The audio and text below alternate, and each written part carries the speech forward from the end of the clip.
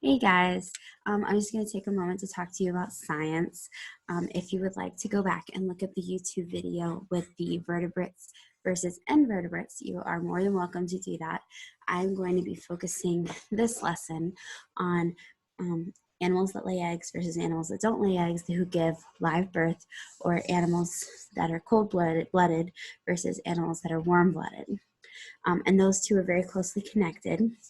Your warm-blooded animals are mostly going to be the animals that give live birth. That means their babies are not ever in a shell, that they are born as they are. And then most of your cold-blooded animals are going to be your animals that are born inside of a shell. And then the shell hatches and the babies come out. There's one classification of animal that almost all of them are born what's called live birth.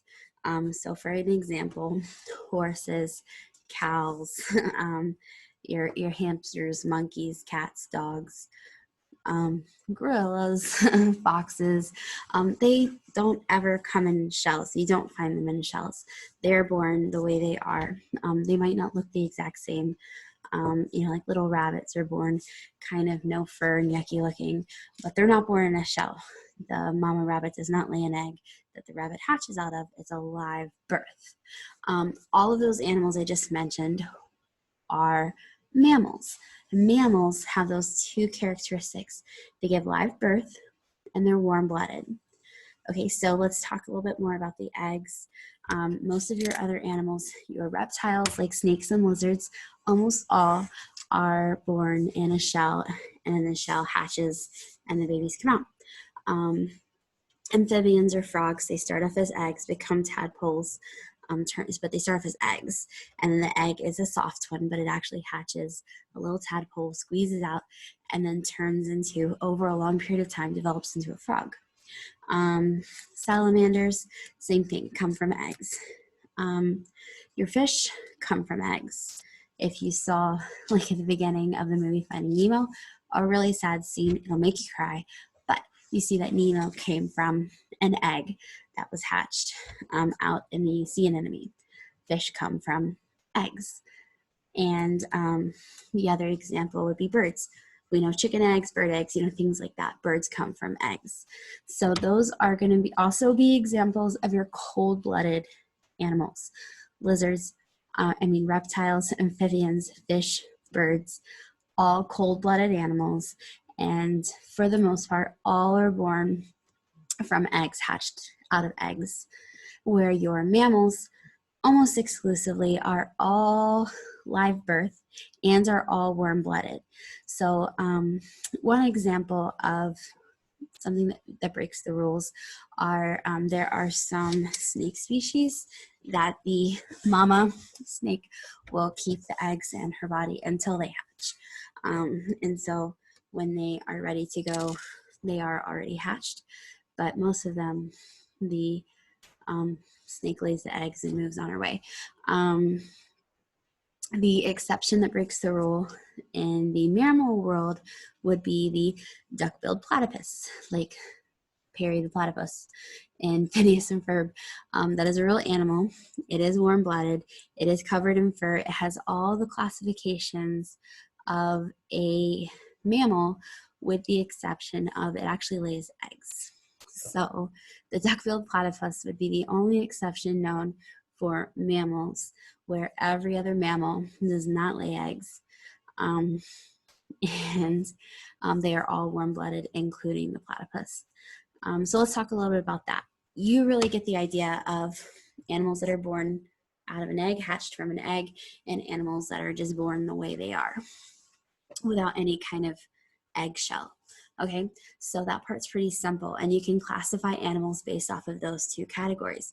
Do they come from an egg, or are they born just the way they are, live birth, ready to live how they are? They don't have to finish developing inside of an egg first.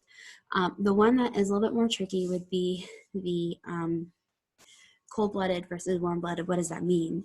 So think about putting those two things together, eggs and cold blood going together, live birth and warm-blooded going together. So think about those two things going together, eggs cold-blooded, live birth, warm-blooded. Now let's talk about what that cold-blooded versus warm-blooded means. Think about a snake. Okay, a lot of you guys live out in the woods, and you know that snakes are not seen very often in the wintertime. They're underground or in hiding somewhere. And you also know that if you have like a fire pit, sometimes you have to be careful because like one day, Mr. Gall and I were burning some paper stuff, some cardboard stuff in our fire pit. And twice this has happened. We start a fire, we get it going, and then a toad jumps out of the fire because the toad found a nice warm place to stay, which was our fire pit, but it got a little too warm when the fire was there. And so he comes jumping out of the fire. So what happened was toads, amphibians, reptiles are cold-blooded. And so they have to move to certain places to keep their body the right temperature. So if it's really hot outside, you're not going to find a snake just laying out in the sun usually on really, really hot days. You'll find them in the shade. On nice cool days, you'll find them laid out in the sun because it's in a nice cool day, their body gets too cold and their body does not warm itself up. So they have to go somewhere where it's warm, like laying out in the sun, to warm their body up. And so what happened was this toad was not able to warm his own body up. So he found a nice warm place, our fire pit, to keep his body warm. Our bodies and your pet dog or pet cat, some of you live out in the country, your pet pig, pet horse, pet cow, they are capable of warming themselves up. Okay, so that's why if it's a cool night and you have a dog that stays outside, he's fine. He's going to curl up in a corner somewhere or in his doghouse or wherever you keep him, and he's going to be fine. On really cold nights, it's just a little too much and they need to come in. But they're able to help control the temperature in their bodies. Their bodies are built in such a way that they can kind of help control the temperature so they don't get too hot and don't get too cold. However, cold-blooded animals like birds, fish, reptiles, and amphibians have to move to find a temperature that their body is comfortable in. This is why birds migrate.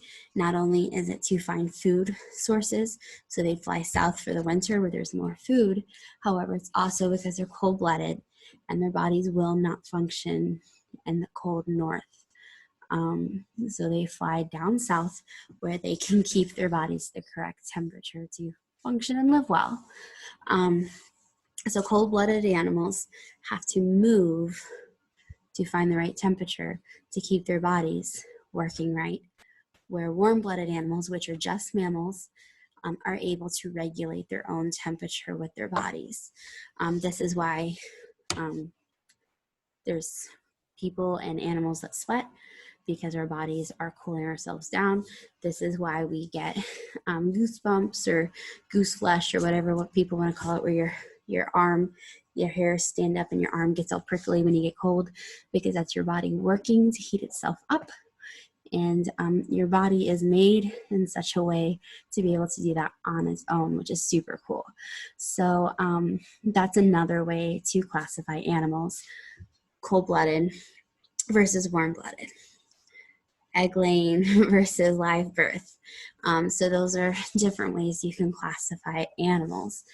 And we'll talk a little bit more about those kinds of things moving forward. But keep in mind, warm-blooded animals, live birth and giving animals are also going to be your mammals in the mammal classification. And we'll talk more about those characteristics and behaviors, but I wanted to leave you guys with just that.